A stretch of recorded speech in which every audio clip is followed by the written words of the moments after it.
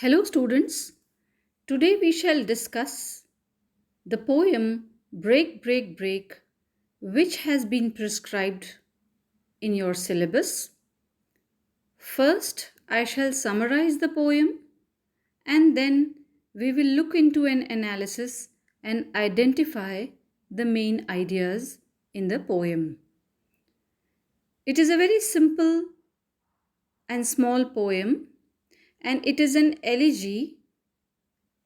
It is a poetic tribute that Lord Tennyson has composed for his friend Arthur Hallam. So please look up my video on an elegy which will help you to understand this poem better. First, let us look at the basic facts. This poem was composed by Tennyson in 1835, 2 years after the death of his close friend and fellow poet Arthur Hallam. Because the poem's speaker laments the death of a close acquaintance or friend, most readers regard it as an elegy to Hallam. But besides being an elegy, this poem is also a deep and a philosophical meditation on mortality and loss. Let us first briefly look at the summary of the poem Break, Break, Break. In the first stanza, the speaker addresses the waves of the sea, telling them to crash against the rocky shore again and again. Watching this happen, the speaker has a deep longing or a great wish or yearning for the ability to express troubling thoughts that won't go away. This means that the poet, while watching the waves crashing against the rocky shores, feels unable to express his own sorrow in a similar way, in the way that the waves are crashing against the rocky shores. As the poet or the speaker looks around, he watches beautiful scenes that are that speak of the day-to-day lives of people. The speaker sees the fisherman's son yelling out or calling out to his sister while they are both playing. The speaker also sees a young sailor who is singing merrily to himself while sailing through the cove. Another scene that the poet sees is that of the boats sailing through the bay.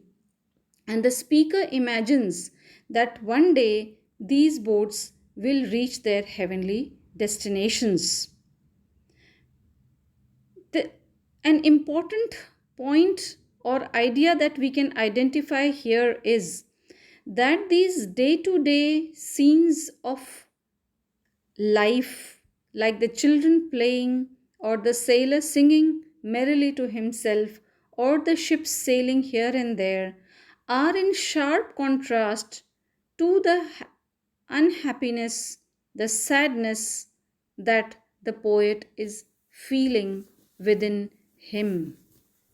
And therefore, watching these ships do not distract the speaker from the memory of the touching hand of his friend Arthur Hallam, who is no longer alive.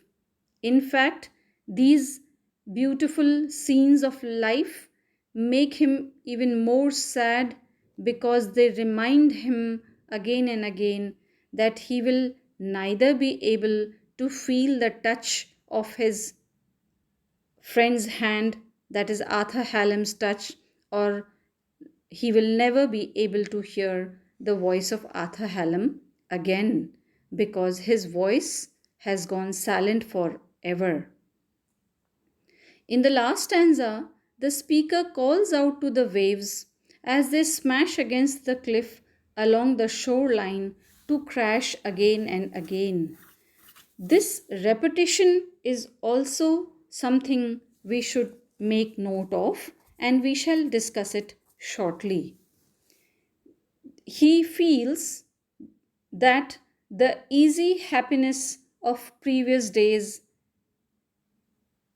with the time that he spent with Arthur Hallam are never going to return for him. Now, now let us analyze the poem a little more in detail. The poem is of 4 stanzas of 4 lines each. As you know, that a 4 line stanza is called a quatrain. These quatrains have been composed in irregular iambic tetrameter. The irregularity in the number of syllables in each line convey the instability of the sea or the broken, jagged edges of the speaker's grief. Please listen to this point again. First of all, this part of the note is important because it will help you solve your 1 mark question. As I told you, the poem is in 4 stanzas and each stanza is of 4 lines. A stanza of 4 lines is called a quatrain, and the composition is in irregular iambic tetrameter. The irregularity of the lines or the number of syllables in each line project the state of mind, the unstable or the unhappy state of mind of the poet, as well as the irregular sea shore, which is made up of steep rocks and cliffs. The rhyme scheme of the poem is ABCB, ABCB. This rhyme scheme is a regular rhyme scheme throughout the poem, and this in a way symbolizes the regularity of the waves that are crashing against the rocks on the shore. So, as I have been telling you, on the surface, the poem seems simple and straightforward, and the feeling is easy to understand or discern. The feeling is that the speaker wishes to give voice to his sad thoughts and memories, to move and speak like the sea and others around him.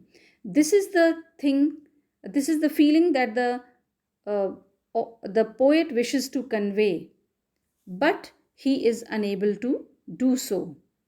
And the poem's deeper interest is in the series of comparisons between the external world and the poet's internal world.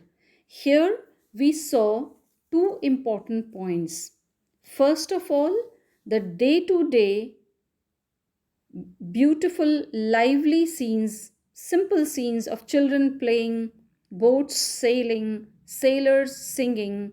These day to day lively scenes make him even more sad because he is reminded of his dead friend Arthur Hallam. The second thing is, like the way life is expressed around him, the sea waves crashing against the shore or the sailors singing, he, that is the poet or the speaker, cannot express himself like that. And the third important point is that the scenes of life which the speaker watches around him are in sharp contrast to his own mental condition, where he knows that he can never experience the same happy days which he had experienced with his friend because his friend is dead. So the poem stands as a comparison between the external world which the speaker can see and the internal world which is making him unhappy as he remembers his friend Arthur Hallam. So, what is the outer world? The outer world is where life happens, where any one of us can see life happening, like the poet who can see the children playing, etc., and where it used to happen for the speaker, that is for Tennyson. And the inner world signifies the thoughts which preoccupy him now, which are where he is caught up in deep pain and loss, and the memories of a time with the one who is gone. For example, in the first stanza, the sea is battering the stones. The speaker appears frustrated that the sea can keep moving and making noise while he himself is unable to utter his thoughts. The sea's loud roar, its ability to vent its energy, is something he lacks. The repetition of the word break also conveys the ceaseless motion of waves, each wave reminding him of what he lacks. In the second stanza, Tennyson similarly expresses distance between himself and the happy people playing or singing where they are. I have already mentioned this. There is a juxtaposition or a contrast of a beautiful life, day to day life, which he can see right in front of him, and of the sad experience of the death of his friend with whom he can never ever enjoy his life. The people around him seem to possess joy and fulfillment, whether together or alone, but the poet and speaker does not. The brother and sister have each other, the sailor has his boat, but the speaker is alone. They have reasons to be happy, but the poet does not. One can sense a kind of envy here, but it is also a surrender or an acceptance of things which he cannot change. In the third stanza, the poet sees stately ships moving to their haven under the hill, either to port or over the horizon. This is a simple, beautiful picture of the activities in the sea. He can see big ships who are moving towards their destination.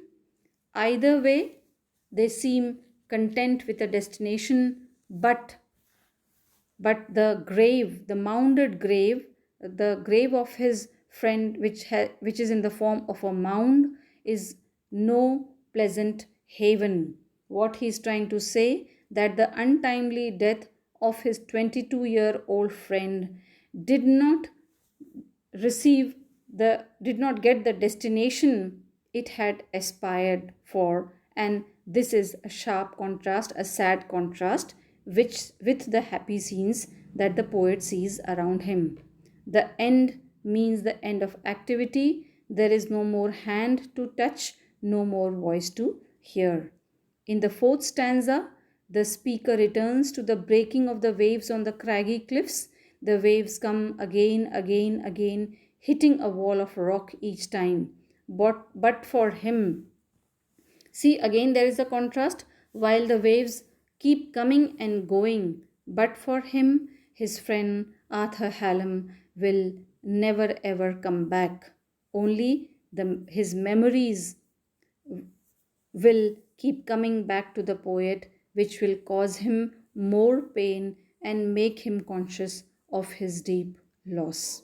So, everything around the speaker serves as a reminder, not only to the speaker but to us also as readers, that life is impermanent. Life is impermanent, life is transient, life is fleeting. In a few seconds, it seems as if life has ended. So, even the waves crashing against the shoreline represent this idea of impermanence, since these waves no longer exist in the original form once they are broken over the rocks. This reinforces the idea that nothing in the natural world lasts forever. This is a fact which we as readers, if we accept it, it makes our suffering a little less. Because if we accept that nothing is permanent in this world, we will begin to accept death a little more bravely. And because people live in this natural world, it holds true for everyone, like you and me, who are living but who are sure to die one day. Death is inevitable. We can never change this fact. So, two themes which can be identified in the poem Break, Break, Break is the theme of loss and impermanence. We as humans, every day, each one of us has to suffer a loss of something or someone. So, but the loss of someone is something that causes a lot of unhappiness for us, just as it has caused unhappiness for the speaker Tennyson. So, for the speaker of Break, Break, Break, the fleeting nature of life is deeply troubling. The poem implies that the speaker is mourning someone's death and he is forced to face the fact that this person, that is his friend, will never return. And the second theme that we can identify in the poem is the difficulty of moving on. Well, when it is easier said than done, we can say that we should accept death as an inevitable fact, but when we actually lose some near and dear person, it is very hard for us to come out of this situation. So, the speaker the speaker can hardly imagine a world in which it might be possible to embrace happiness and undertake normal activities like sailing in the bay. However, the speaker doesn't need to imagine a world like this, since this kind of carefree joy is playing out directly before the eyes. Despite the speaker's world, he believes that nothing has changed for the others. For everyone in the world, life is going on in a very normal way. Now, what are the poetic devices or the figurative figures of speech that have been used? The important figure of speech that has been used here is alliteration.